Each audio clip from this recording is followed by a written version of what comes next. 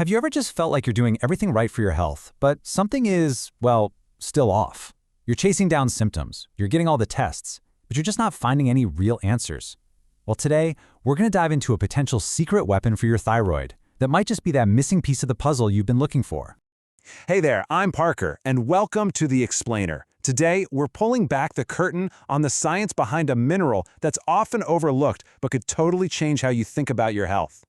So does any of this sound familiar? You're just bone tired all the time, your hair seems to be everywhere but on your head, and you're always reaching for a sweater when everyone else feels perfectly fine? The worst part? You go to the doctor, and your labs come back normal. It's an incredibly frustrating cycle, and so many people are stuck in it.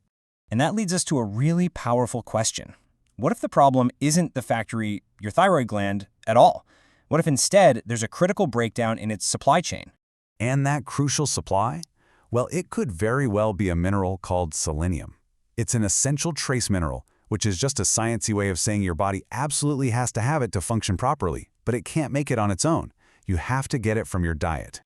And if you're thinking this is probably some rare, obscure issue, think again.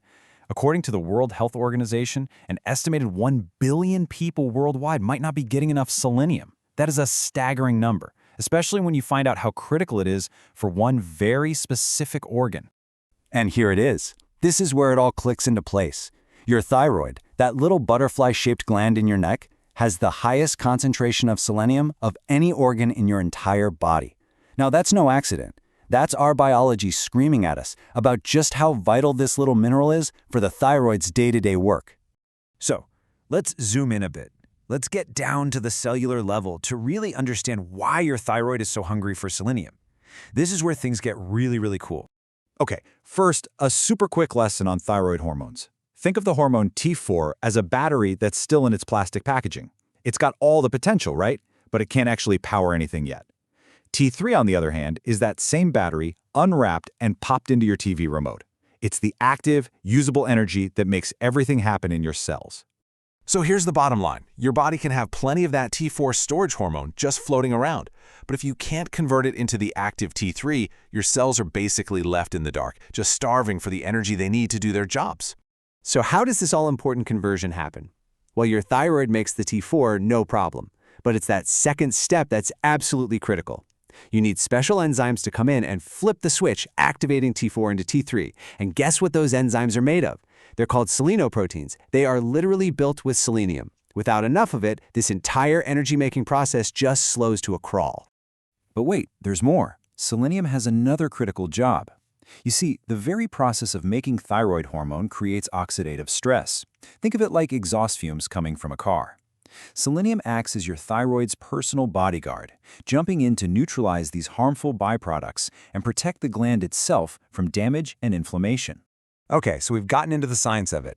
But what does this actually look and feel like in real life? Let's make this personal now and talk about the signs of a deficiency and who might be most at risk.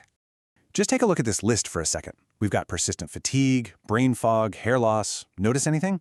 These symptoms are perfect overlap with the classic signs of hypothyroidism. And the takeaway here is huge. You could be trying to treat thyroid symptoms when the real root cause is actually a simple nutritional deficiency. Now, certain groups of people really do need to be more mindful of this. The selenium in our food depends entirely on the soil it was grown in, so believe it or not, where you live actually matters. Also, anyone with gut absorption issues or certain autoimmune conditions often has higher needs and can struggle to get enough. All right, enough about the problem, right? Let's talk solutions. Because the good news is, addressing your selenium status is totally achievable.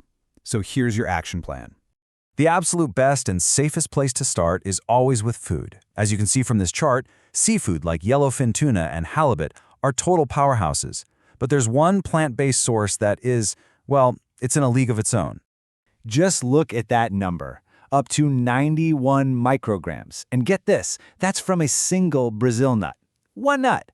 It can deliver more than your entire recommended daily intake. That's just incredibly potent. But, and this is a really important but, more is not better.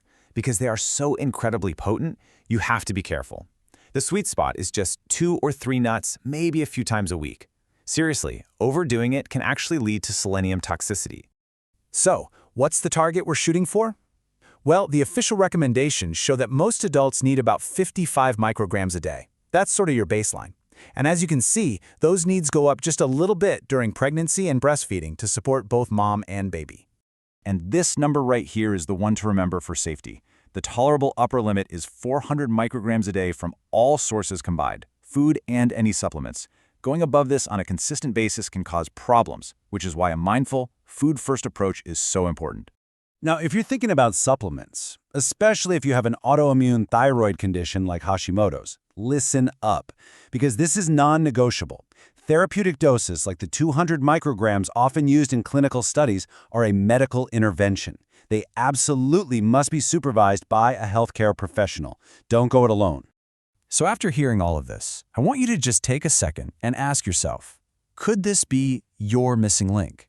Could a simple trace mineral be playing a major role in how you feel day in and day out? Let's wrap this all up with your next steps, your key takeaways. First, if any of this is ringing a bell for you, have a conversation with your doctor about it. Testing is available. Second, always prioritize food first. And finally, if you do decide to supplement, please do it wisely and only with professional guidance. And that's all for this explainer. I really hope this gave you a new lens to look at your thyroid health through.